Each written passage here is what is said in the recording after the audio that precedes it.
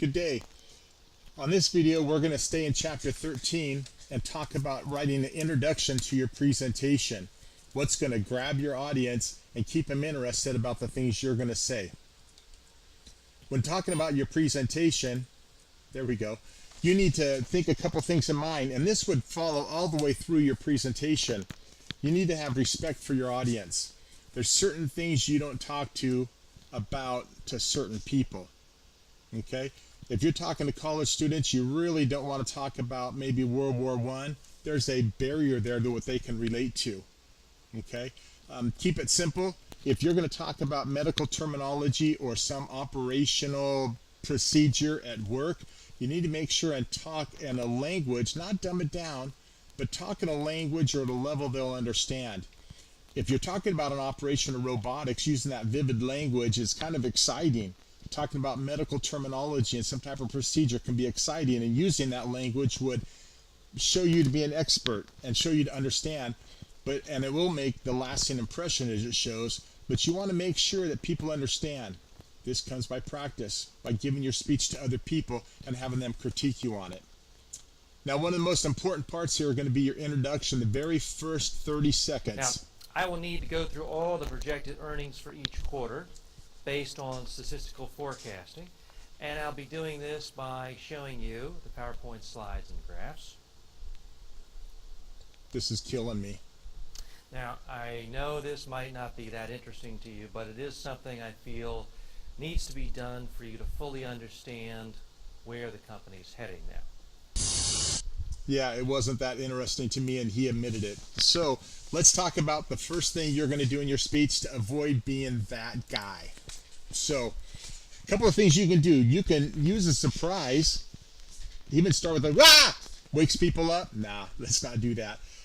You can tell an interesting story, but please do not tell a story about yourself or about something you're passionate about, because that 30-second story could turn into a 3-minute monologue really, really quick. If you have a story, make sure it's concise and to the point. Starting with a quote is always good. You need to source the person that said that quote. You could easily find a really good quote about any topic. There's quote machines, websites that are really interesting. You could ask your audience a question. How many people here have ever seen a Great Dane dog in person? Think to yourself how far his head went up on your chest. Asking questions like that gets the audience engaged, helps them understand what's going on and anticipating what's next. Be cautious with making them laugh. Trust me, you're not as funny as you think you are. I've heard that a couple of times. So if you use a joke or something like that, be very, very careful. Okay? Once you do that, I'm going to show you an example of this in a minute. You want to connect it with your thesis.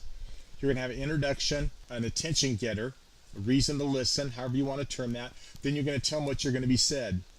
We talked about that in the last video, and I'll show you that example again in a minute. Then it's going to be really important to connect that to your audience. Everybody may have seen a Great Dane, maybe even pet a Great Dane. But how's that going to relate to them? They don't own a Great Dane. So why is it important?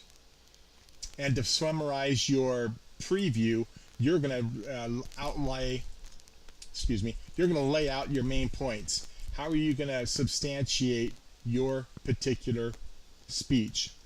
So let's look at this for a minute. You're first going to start with an attention getter. On this one, they used a question. Have you ever seen a zombie? Well, Clark Kent once said, real life encounters happen all the time, but people just don't realize it. So probably you've seen a zombie but didn't know.